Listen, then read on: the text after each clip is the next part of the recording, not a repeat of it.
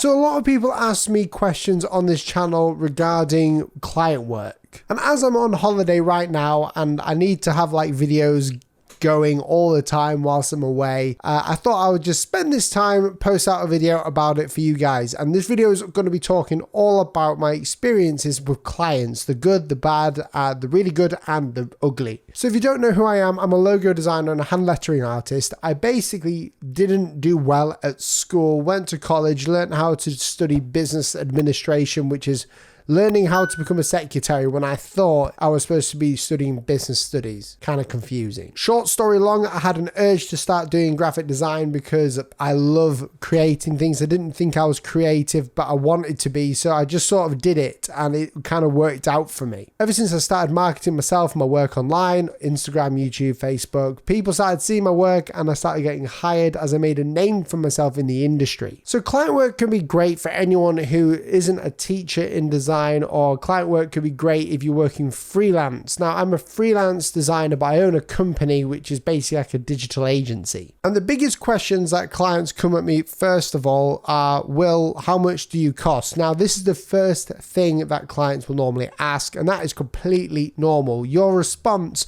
should be an accurate representation of your time worth. Now, your accurate representation can change over a period of time depending on the value of the company that you're working for. Hence why, you don't charge loads to someone who's just starting out, but you would charge lots to a company that's already established. So from the local coffee shop to Nike. Now, a lot of designers struggle with the word money when it comes into their work because design was something that they loved and it was a passion and more of a hobby than a job. Now, I completely understand that because hand lettering and logo design is still my biggest hobby and it's still one of my biggest passions. I also make music. I also like to play games. I also like to sit and chill out, search the internet and research different alien UFO subjects. So pricing a project for your first time as a designer to a client can be daunting because you don't want to overstep the mark and you don't want to think that you're getting paid too much for it and extorting them. So the first thing you need to get over when it comes to pricing is realizing that even though you're enjoying the work, you're still working and it's not something that should be penalized. Enjoying your work should be something that you get paid for and is praised. This does not mean to extort your clients. Now, I know there are people out there that will extort clients in a freelance setting, and that is wrong.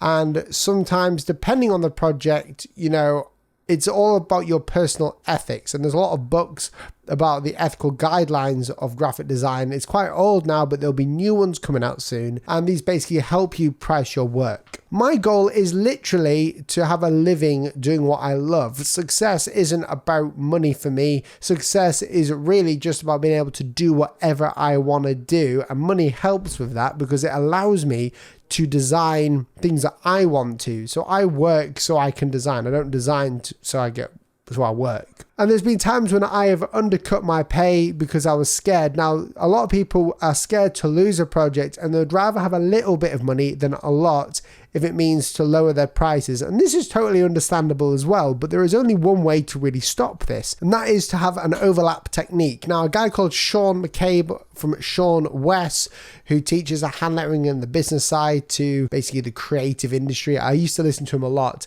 and he taught me this valuable lesson called overlapping. The overlap technique is basically if you're trying to become a freelance designer, you may take on a part-time job or you may have a full-time job, and on your weekends you work as a freelance designer and you slowly phase out of your real job, like your full-time job, and make freelance full-time by going, part-time and then reducing your hours, and spending more hours building up a client base for your design projects. Now, when you have the stable income of a job and you go into freelance, that's when you can start to feel what's known as scared. You start becoming scared that you're not going to get paid as much and that you can't pay your bill.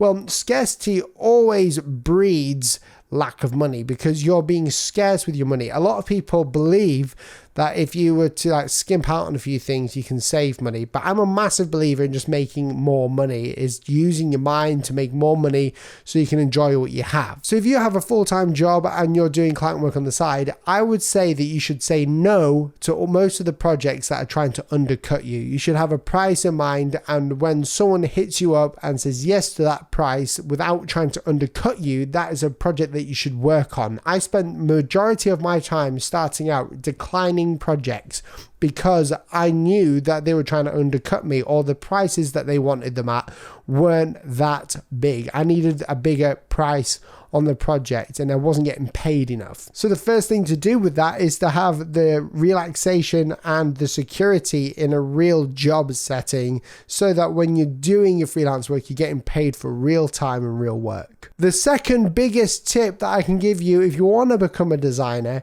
is diversify. Diversification is huge in this industry. There is a reason why I do client work, hand lettering, YouTube, sponsored posts, and have a shop online. There's a reason behind all of this. A lot of people like that I know just assume that this is just something that I do, that I'm quite entrepreneurial, but in reality, I'm in one passion, which is design and creation, and I like to diversify my income, because if tomorrow YouTube dies, I've still got an audience, I've still got ways to make money, I've still got a platform. So as a designer or someone in the creative industry that's doing it by themselves, freelance or whatever, it's a huge benefit to diversify your income. So therefore, when client work doesn't come in, you'll have money to back yourself up. And speaking on diversification, you'll find a lot about the feast and famine stages of your design journey. I can't tell you how many times that I have had clients wanting to work with me all at the same time, and I used to take them all on at the expense of my mental health. And that isn't good, because that breeds lack of creativity and bad work, and you don't want to rush the work. You'll find this as well. There will be seasons in your work where no one is asking for freelance work or anything to you, no one's emailing you, no one wants anything from you, and then all of a sudden, in the space of a month, everyone wants something off of you and they're willing to pay. You need to have money aside or make money during those famine periods so you're not left scared, and that's also a big thing to do with scarcity. Another massive tip that has worked well for me in the design industry is to always underpromise and overdeliver. Now this tip is quite a hard one to gauge, because it depends on exactly what you're doing for your clients. Underpromising could be that when you design, let's say, a simple logo for a client, that you'll do the brand guidelines for them, and then you could overdeliver it in something super simple, such as, you know, maybe do a brand guideline with mock-ups of the logo and templates for t-shirts. And what this does is that separates you from just someone who's working to someone who cares. The mindset that we should have when going into client work is, how do I serve the client? It shouldn't always be, how do I make the best logo for this person? It's, how do I serve their needs? When you get that as your foundation, you can really see the benefits of your work. And if you're just doing the best logo for them and nothing else, then you're going to find it hard to communicate with that client, because they're there for you to solve a problem. They are hiring you to solve a massive issue in their company, such as not having a logo or needing a brand that stands out. Another tip is to struggle to pitch your work to a client. Now, when Naomi receives an email from a client, and for any of you who doesn't know, Naomi works for me as not as an administrator, but as a director of my company, but she is the first point of call for sponsors, for clients, for events. You know, she's the one who looks through all the emails and tells me what's happening, and I sort of do the rest. Now, a lot of the time, someone will ask for a lower price for what we do, or they'll just be asking us and questioning us and a few other designers how much we charge. And I'm always a firm believer in getting the client into a mindset where they're looking for an investment rather than to bury the cost down. When clients are looking for a low cost solution to something that needs to be invested into, they're in the wrong mindset. And from the get-go, as soon as they email, we normally reply back with an investment mindset, so we get them into the same page as us. So when they are shocked by the price, they can start to understand it. And this isn't just a dirty tactic to make money. This is to solve the problem for them. Is if they're looking for a logo designer, and sometimes they've hired a logo designer that's done a really bad job, and we have to fix it up for them again. And the way we do that is by telling them, you know, we are investing right now. You are coming to me and investing into me, so therefore I can invest into your company. When a client does not have this investment mindset, you fall into the trap of allowing them to bury costs down. It's not an inconvenient thing. It's not something that you can just allocate a budget to. You can have a roundabout budget, but most people understand that design work can be pricey because it is an investment of someone's personality. Now, if you're a client or someone who's looking for a logo designer and you've stumbled on this video, then one thing to be looking out for in a good designer is to see if they are an investment quality. A designer should always be in communication with you as much as possible, but the big thing and a big tip I can give any client who could be watching this is to stay in contact with the designer. When you've done a project with a logo designer, they normally are the king of the brand that's made you. They're the ones that know the ins and outs of how your logo should be used. So I would use that logo designer as someone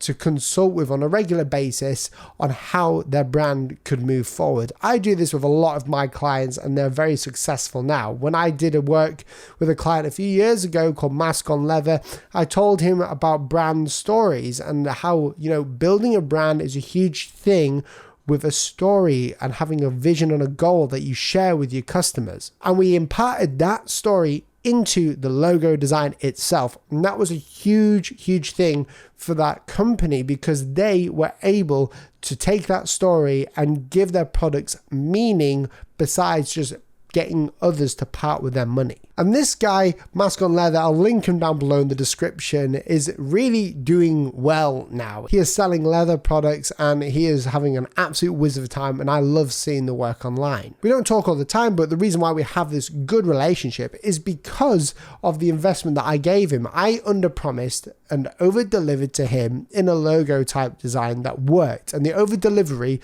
was giving him thousands of dollars worth of advice and stopped a lot of heartache and struggles within his business because we kickstarted it with making sure he had a story behind what he was doing. The final issue that I'll talk about is imposter syndrome. So imposter syndrome is a psychological pattern in which an individual doubts their accomplishments and has a persistent internalized fear of being exposed as a fraud. Despite external evidence of their competence, those experiencing this phenomenon remain convinced that they are frauds and do not deserve all they have achieved.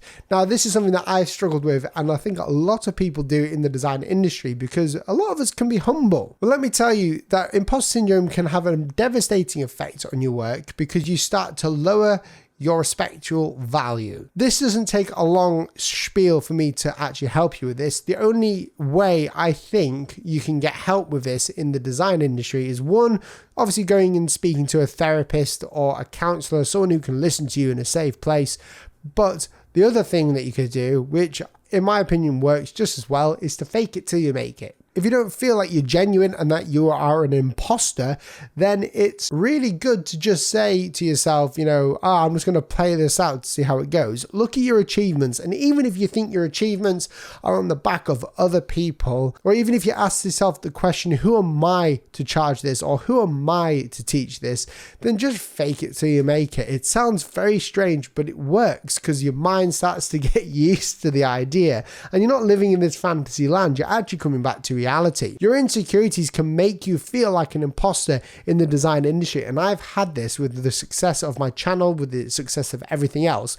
Things in my mind such as, you know, oh, I never went to university, or, oh, you know, these people don't like my logo design, so that means that I've not done anything right in the world. So that means that, you know, this whole project isn't going to work out, and that means that I'm not a real designer, so I can never work with anyone else in the world. The best way to deal with that is just to put your head down and go for it, because imposter syndrome can leave devastating effects in your design journey. It won't kill your journey, but it can lead to you not charging enough. It can lead to you feeling more insecure about your work. To be courageous doesn't mean not being scared. It just means being scared and doing it anyway. So if you're a designer out there that struggles with like imposter syndrome or struggles with like insecurities in their work, put it out there, be scared and just do it anyway. Guys, thank you so much for watching this video. If you did enjoy it, even though it was kind of random, then leave a like down below. Also remember to press that red subscribe button, turning on post notifications so you never miss a video.